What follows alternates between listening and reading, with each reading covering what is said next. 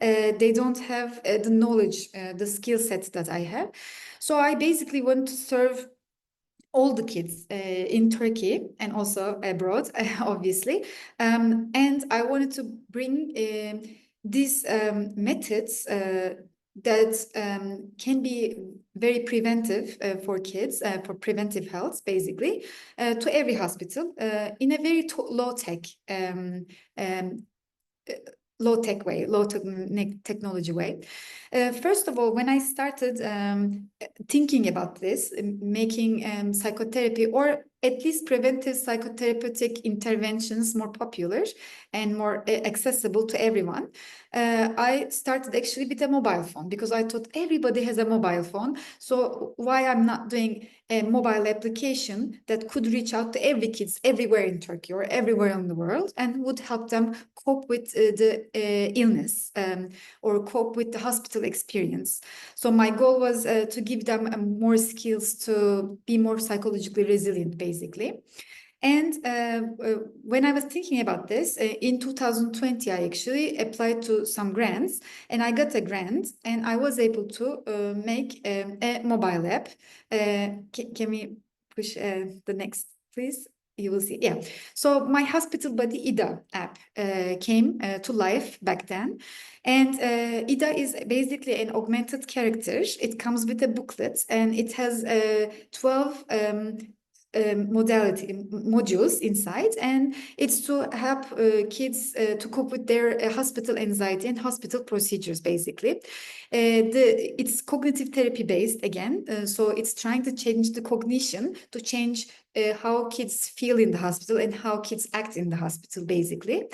In a fun way, because it's augmented reality, so the character pops out from the book and when you hold a phone and it talks. But obviously this was very expensive, so I had to apply to few grants and I was able to get the grants, luckily, and we created this app.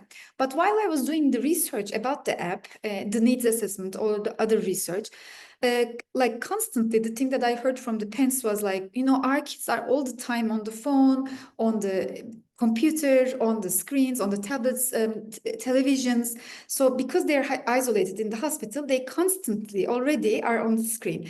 So they said, like, we want something more physical. We want them to get out. We want them to play. So they were complaining about this. And also children, most of the time, complained about how sometimes they didn't want to even play games on the computer because they felt alone and they didn't have many people with a similar experience to talk to. So as a result, I started to question my beginning motive, and I said, why don't we go back to basics, basically, how we used to play in the past, the board games, like the physical, playful, like the tactile games that we had. So that's why, actually, in the age of technology, I decided to create a board game. For this goal, with this purpose, basically, I applied to SIOP funding, and I was very lucky to get it. And we created our game. We can go to the next slide, please. And so let me briefly, I'm sure you all are well aware of, but I'm going to talk briefly about psychosocial needs of children undergoing cancer treatment. So first of all, they have the available words to express their emotions, actually. So basically, most of the time, these kids don't have outlets, or we in the medical setting don't have time to ask them their opinions and how they're feeling. And when they come to the hospital, they lose their sense of control. So they are not in control of what they eat, when to get in or get out, even where to go to the bathroom. We decide everything. So they have this sense of loss of control, basically. And it's difficult to understand and communicate for them sometimes because they don't have the age-appropriate way of talking to adults or to medical care givers in a way. And and hospitals are not a place where they can find age-appropriate tools for themselves to express. And also, when they're in the hospital, there are a lot of interventions that they attend unwillingly, or that can cause pain or fear, and they need a lot of help to be able to cope with this. And even if we try to, the hospital is not a normal place, not a familiar place basically for them. And they have this deep need of play. Actually, it's a developmental need in a way. And what is normal for them is to play basically. And also when they are in the hospital with the isolation, or when we send them homes to their home, they still, we ask them to be isolated in a way. So they sometimes lose this family strengthening bonding experience. Next slide, please. So when they face, we can go to next slide. I'm sorry, previous slide. My screen was slow, I think. Thank you very much. So children have these challenges of limited vocabulary, or sometimes they don't have developmental capacity yet to be able to talk about or understand abstract things that we are talking about, like illness or like the possibility of death and things like that. And they also have sometimes difficulty, or most of the time, even some adults have it, that they have a difficulty in understanding medical language and procedures. And sometimes when they want to say what they're thinking, what they believe, or they want to express their feelings of anger or sadness, it's hard for them because they might be afraid of judgment or punishment, or be looked down, things like this. And also when they come to the hospital, there's a disruption in the trust sometimes, because they come to the hospital to feel better. So that's the image. But they come to the hospital and with the treatment, they feel worse sometimes, or they go through painful procedures and they are very confused. It's hard for them to make sense of what they're going through. And of course, we have cultural differences and personality differences here. Not every child is the same, or every culture has a different way of expressing their thoughts or feelings. But we can say that children feel lack of safety, a child-friendly outlet, basically, in the hospital setting. Next slide, please. So basically, we have in the world, in general, we have tools, of course, to take care of these problems, these emotional problems or challenges of the hospital setting. So we have definitely creative arts programs where I come from, art therapy, music therapy, play therapy. So all these like different expressive outlets for them. Also, we have a lot of, now it's very popular, we have different kinds of digital tools, mobile applications. They're trying to integrate AI to psychotherapeutic interventions. So there's a lot going on with that too. We have group support services, activities like sometimes they have peer support, or we have also psychological, psychosocial counseling or groups or therapy basically provided for them. But in some countries like mine, this is very rare. Like we have only psychosocial counseling in Turkey. We don't have even that many group therapy opportunities here. And all the other ones, like we have only 5 or 6 art therapists in total in Turkey. So many other countries don't have these ideal psychosocial care. Next slide, please. So that's why me and my 2 friends that I will mention later, we decided to create this board game. How can Zippy help? Basically, it's like a child-led playful tool that doesn't require necessarily at present. So if it's played with a professional, it's even better. If a therapist plays with a child, it's great. But it doesn't require that many professionals. And if the professional is missing, it's still preventive. It's a preventive intervention. It's a tool that encourages children to talk about their feelings and their hospital experience and to make sense of it. It's an interactive way that gives the children an active position to change or to shape the story. So in that way, they're more active, they gain control, and they feel like they're making a difference in a way. It's low tech, it's screen free, it can be played in different settings like bedsides, playrooms, in low resource hospitals, and everywhere. It's a medium that involves not only patients but also caregivers, because sometimes also caregivers have a hard time. They don't know how to talk to kids. It's emotionally difficult for them as well. Or same thing with the hospital staff, that they may not know how to engage with the child, and it gives a structured way of communication. It's preventive, it's engaging way of teaching coping skills to kids. It's accessible and affordable. Actually, we made it open source thanks to SIOP funding, and it's low cost. Basically, you download it and you only pay for the printing, and then you have it. And it makes things, hard things, to be talked in a more fun and easy way, basically. Next slide, please. So of course, like and we like looked into literature. There's a lot of scientific research behind it. We know as a fact that cognitive behavioral therapy has positive effects in the treatment of symptoms of depression and anxiety in children with chronic illness.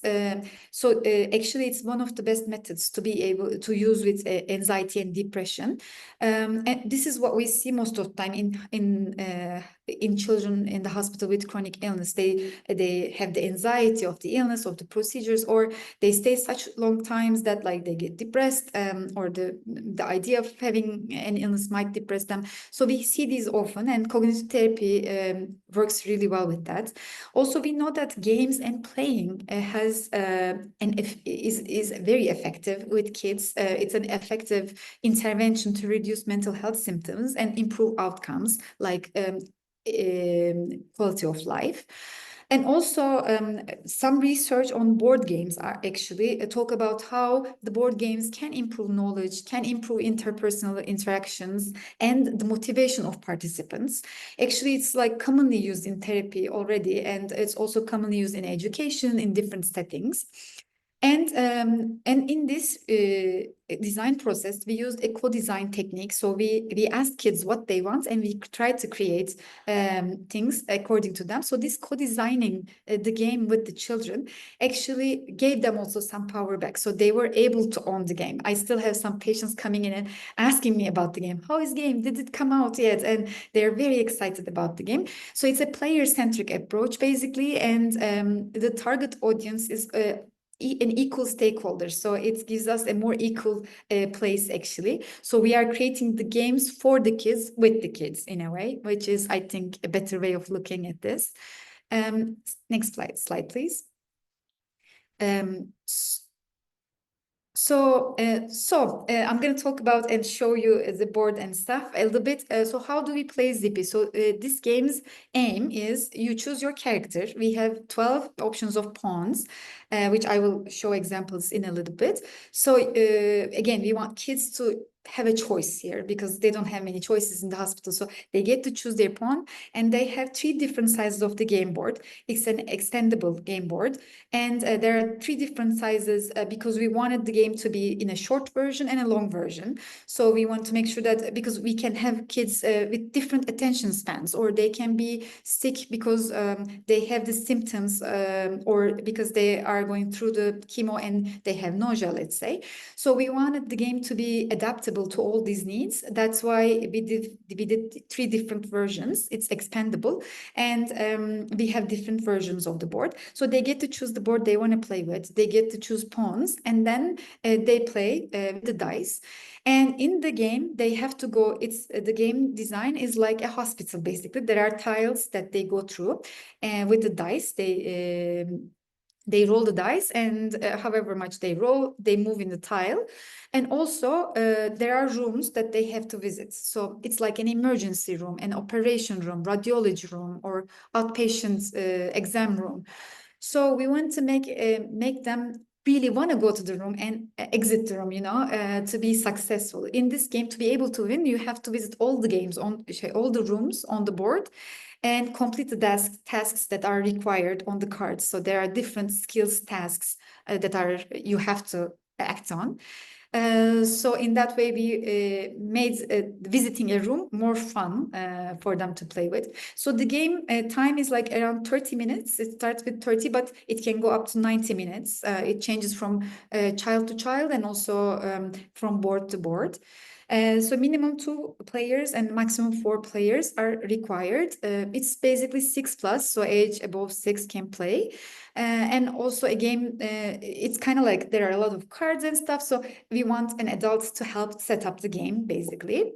So next slide, please. Let me show you different boards now. In the next slide, we will see our 4-room board, which is this. As you can see, so there are tiles. The starting point is in the middle. Then there are tiles with different task names on it. Like we have different cards, so we try to make them fun. So it's like knowledge, action, chance. We have different sets of cards. And there are different rooms in the corners that they have to visit. It's the hospital school, it's the radiology, operation room, and the outpatient exam room. So in this small board, we try to choose the rooms that we think they will definitely visit. And in the medium game board, we have, next slide, please. We have 6 rooms, and we added more rooms. As you can see, the game expands and there's more options to go through. Next slide, please.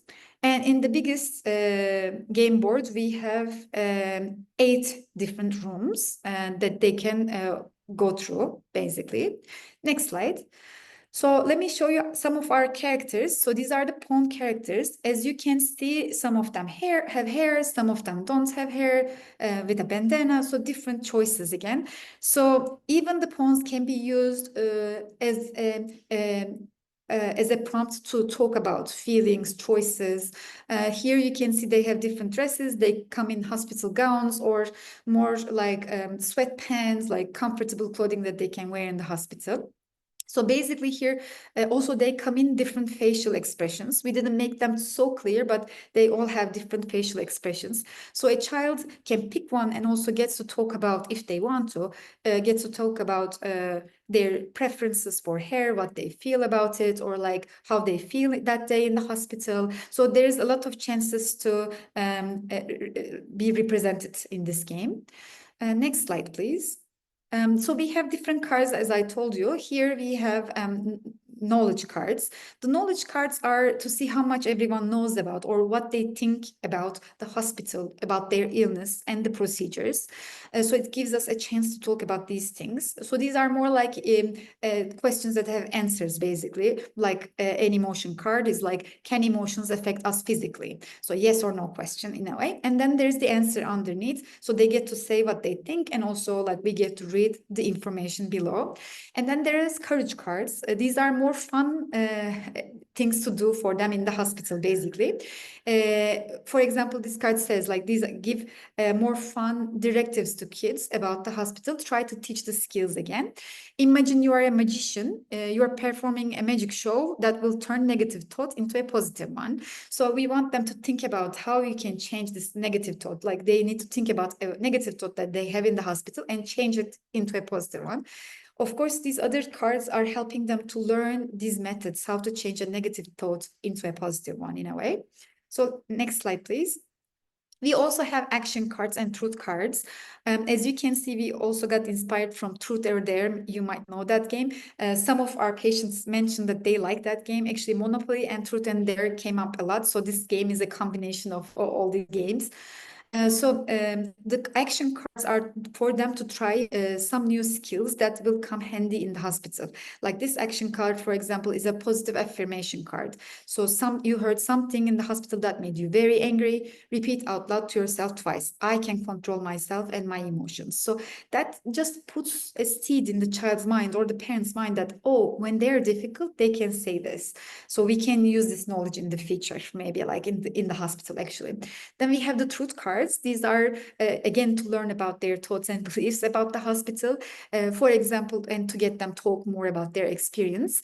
For example, this card says, name 3 things, 3 interesting topics that you can think about or talk about during a difficult procedure. So they may not know that this is a coping skill, basically, but this is to give them something to do. This is basically a distraction activity to teach them. For example, they can think about the place that they want to visit when they are out of the hospital, or they can think about the best cartoon that they like, but concentrate on something else during a difficult procedure that helps us go through the procedure, actually. So these cards are like this. Next slide, please. Then we have our chance cards. These are to make it more challenging, the game more challenging. So those help you go through few blocks, like few tiles forward or backwards, actually. So for example, this one says, oops, everyone in the hospital is in isolation due to a virus outbreak. No one can go to the hospital school. Anyone with a school token should return it. So if you had gotten to the room, school hospital room, and you got the token, now you have to return it back and you have to earn it again, basically. So to make it to game more challenging and fun. And then we have room specific cards. For example, for the emergency department, we have this card. If you were telling someone about the emergency department, how would you describe it? So there are some examples like calming, scary, chaotic, and then they have to explain why. So as you can see, this gives kids some chances to talk about their feelings, also some coping skills, to teach them some coping skills. Next slide, please. So designing this, we did first the needs assessment. So we want to get the opinions from the kids and parents and also from medical experts. So we did the semi-structured interviews with 15 patients and their parents. And also we did take 5 doctors, 5 pediatric oncologists, 5 nurses and 5 mental health workers, psychologists and psychiatrists that work with a pediatric cancer. And we did this research in 3 different settings, a university hospital, a private hospital, and a family house, because we wanted to gather information from different socioeconomic backgrounds and to be able to meet all the goals. After that, we did the task creation, and we developed 200 cards to teach kids, listening to their needs. We want to teach kids about emotional awareness. So we have emotional awareness exercises among these cards that you have seen, about like naming feelings, talking about feelings, or dealing with emotions. Then we have cognitive restructuring cards that talk about what is like thoughts and feelings and actions and how these are connected to each other. How can we turn unhelpful thoughts into helpful thoughts, or negative thoughts into positive thoughts, and restructure our thinking. Or there are cards about like breathing exercises, distraction methods, imagination and mindfulness exercises. So teach them tools and expression of feelings, a lot of those. Next slide, please. Next thing was to develop a prototype. So I was lucky enough to work with a user experience expert and a graphic designer. So we came up with the game mechanics, the scenario, the narrative, the characters, everything. We designed the visuals, and then we printed a pilot sample. Then in the prototype testing part, we did 15 semi-structured interviews with patients and experts to learn about the game. We used a user experience evaluation. So we asked them, we gave a likability questionnaire, and we asked them if they liked the game, if they would suggest this game to others, if they would like to play it again, kind of to understand the usability. And also we tried to also assess the benefits, therapeutic benefits of this game. And we gave them PANAS, which is basically a positive and negative feelings scale, to understand the in a pre and post test. We want to see how they felt before the game and how they felt after the game. Also, STI is an anxiety scale. So we gave that, and also a knowledge questionnaire. What did they know about the hospital, if their knowledge has changed after the game. And in the final part, we designed the game, again, asking about all these like little details. We asked about our characters, if they liked the board and things like that. And then we prepared a downloadable version, and we are in the process of still printing the Turkish version. Apparently there are a lot of details in it. And we worked on the copyrights. Next slide, please. So I'm going to talk about a little bit of the research method. Of course, it's an observational pilot study with 15 participants. So it's not necessarily like the number should be higher to be able to say something specific. But we use qualitative and quantitative methods. So we did a semi-structured observation. Basically, when we were playing, we took notes of what parents said, or what children said, or what the experts said. We gave the feedback questionnaires and assessed the likability. And also we did the pre and post tests and assess all of that. Next slide, please. So results, of course, again, as I said, they're not statistically significant due to numbers, but they suggest a potential benefit, basically.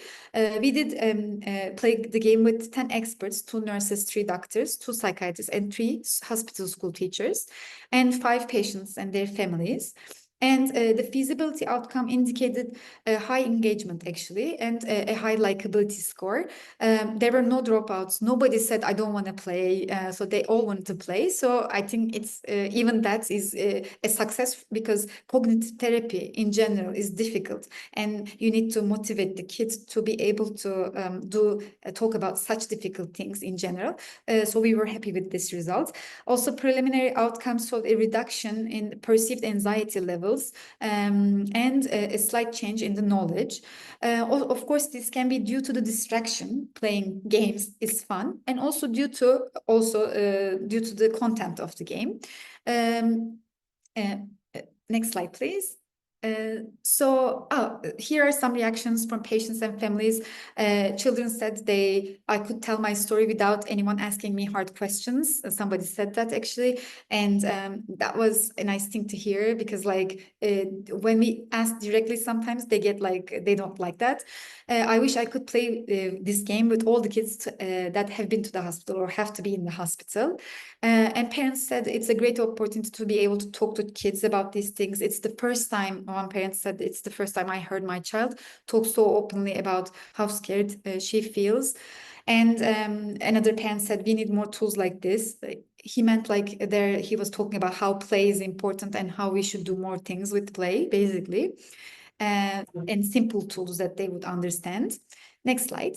And also, experts said they found this useful. It opened up conversations. It gave a nurse a deeper understanding of child's emotional states. And our psychiatrist said it's low cost, easy to use, and works in a busy, low resource setting as well. Next slide. So, although this is not statistically significant, these trends might suggest a potential benefit. Of course, further investigation is necessary. Initial findings of Zippy suggest that it helps with the emotional expression and reduces the distress, and it gives a way to communicate among the staff and caregivers and the child. We identified to need to revise some of the wording. Since then, I've been also playing this game, and I think we'll be revising it from time to time. Next slide, please. In conclusion, actually, I think Zippy is a child-led, screen-free, easy-to-use game, and it increases children's willingness to talk about their emotions. It has a structure, so it makes difficult conversations easier in that way, and it encourages clinicians to talk to child more and have that bonding, because when you are just talking about the treatment, hospital, children don't feel that feeling of a team, of a group, but when you play with them, they feel that more of that bonding. And Zippy fills a critical gap in psychosocial care for under-resourced medical settings. I believe this is the stronger part of it, and it doesn't require batteries or internet or anything, and in that way it's easy to play. Next slide, please. So you can suggest Zippy because it provides a safe way for the things that they cannot verbalize easily. It builds trust and therapeutic alliance in a playful way. It's evidence-based, basically, and it can be played anywhere in the hospital. It's easy to set up. It's low cost, low tech, and therapist optional version. And I believe a valuable intervention for resource-limited settings. Next slide, please. I'm going to finish soon. So future directions. Of course, I think right now we have the English version and Turkish. We need more translations. We can localize it, more culturally adapted to different parts, to different cultures. We can we're thinking about creating another board game for teenagers. The wording and the characters might look different, actually. So we can adapt it to different age groups. And we can research about the long-term impact. That would be interesting if they, of course, one time game played one time, it's not going to change much. But if it's played over and over, there's a chance that it might affect it might have a long-term impact. And maybe we can try to develop a digital version. Also, we can collaborate with hospitals and researchers to do more about it, and also a possible adaptation for different kinds of settings or different kinds of illnesses, chronic illnesses. In this game, also, I have to mention parents didn't want the word cancer. Most of them explained cancer in different ways, so there's none of that. But there's chemo in 2 cards, I think, but the rest is like is about general hospital procedures. Next slide. So next slide, please. I want to also thank it. So these are the user experience expert, me, and our graphic designer in characterized way. Next slide. So we put the game under Creative Commons. So basically it's an open source printable resource, and it's free to use personally or in the hospital setting or for academic research. For commercial intentions, I don't know if you will get any of that, but we can, I thought maybe it's like to be thought about, but we can require a fee to be able to put back into the game and maybe create a digital version of it, because it requires a lot of money. And next slide. And I want to thank all of our participants and families and experts who took time to play with me and answer the questions. And also I want to thank Asım, one of our professors, to put the team together. I want to thank Dr. Rejim Kebudi for her dedication to advanced psychosocial support and also to guide me in my career all the way. She always have been supporting me. And also I want to give big thanks to SIOP, of course, and to Supportive Care Network for their holistic vision in supporting psychological interventions for children's mental health well-being. I know it's something different that happens, but I highly appreciate it, and I think it will be very beneficial. So thank you very much. And I can answer if you have any questions. I think, those are my slides. That's it.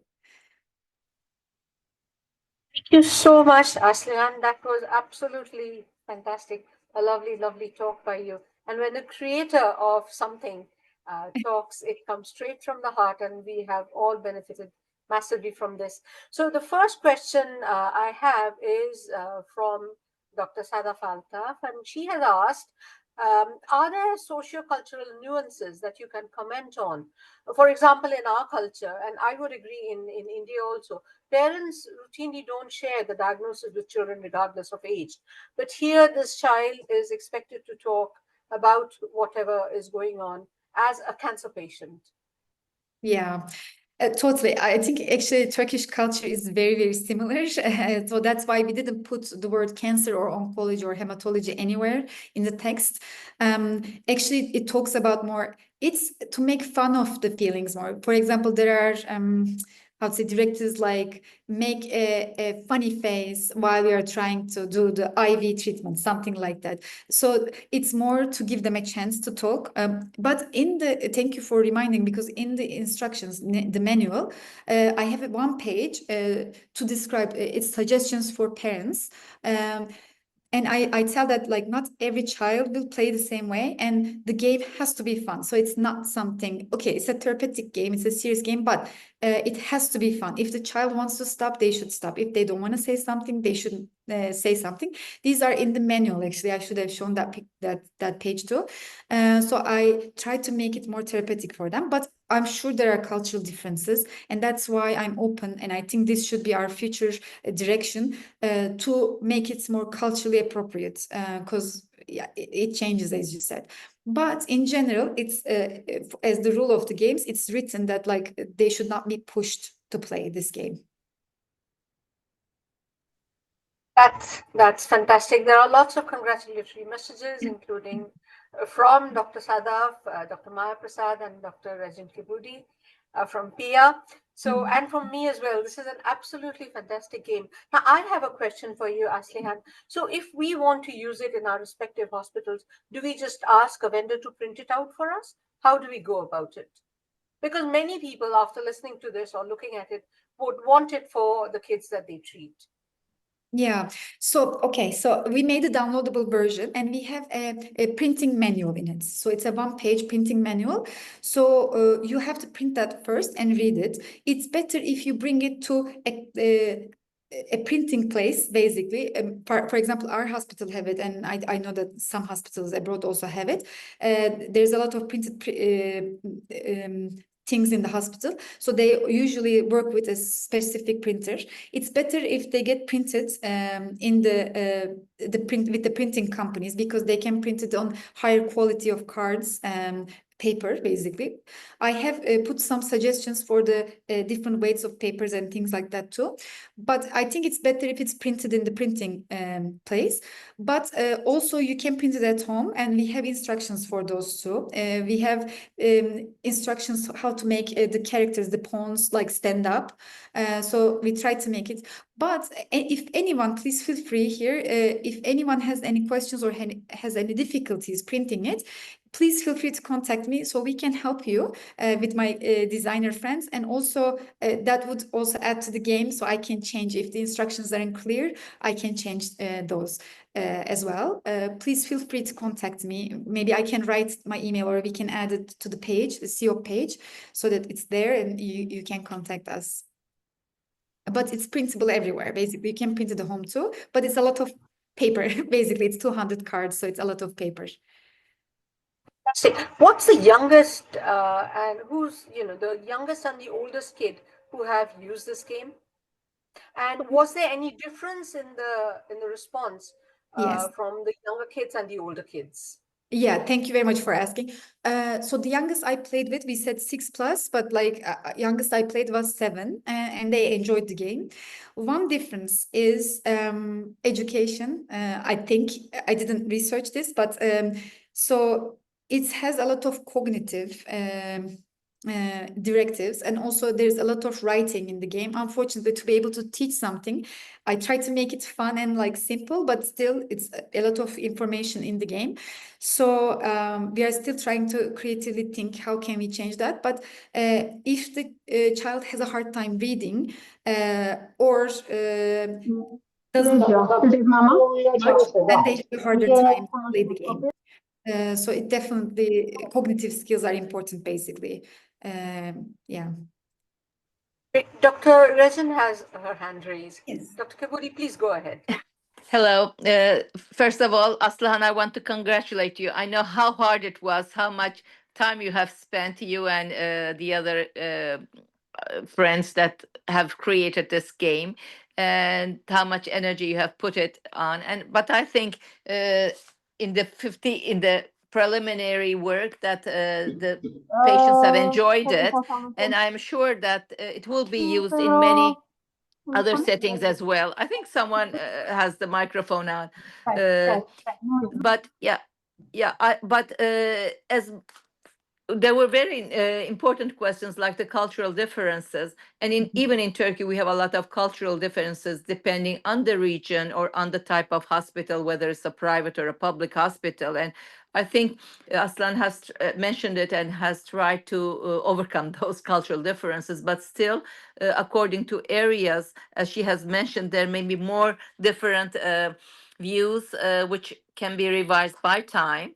And the question was, whether it was printable. It is printable in some, as you said, Aslıhan, some hospitals may have more printing facilities with cardboards or hard things, but otherwise maybe something simple would be for public hospitals, printing it on normal papers, although it is a lot of papers, but Yes. using cardboards and print and glue, using the glue and putting it on cardboards afterwards, which would be maybe cheaper for many low middle income settings, which can be done, as I think can be done, and then they could be used. Maybe it is important to stress, as you have said, for personal use it is free. If it is being used by hospitals, they may pay a fee so that there can be funding. But if those hospitals in low middle income countries cannot pay the fee, they can reach to you, right, Aslıhan? Let's Yes, make yes. that clear, because you want this, or all of us want it, because I have been working, or at least talking with you from the beginning of the project, to be used as much as and to help these children everywhere in the world.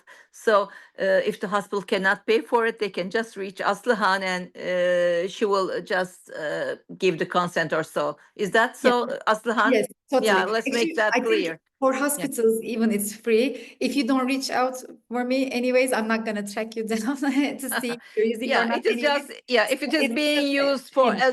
as like some other persons are just using it to get to gain money from it, then yeah, we have it for commercial use, then it is better to pay the fee Yeah. so that If Aslıhan can exactly. needs more funding to do Yeah. more, something more for it. But I think it will be really very good.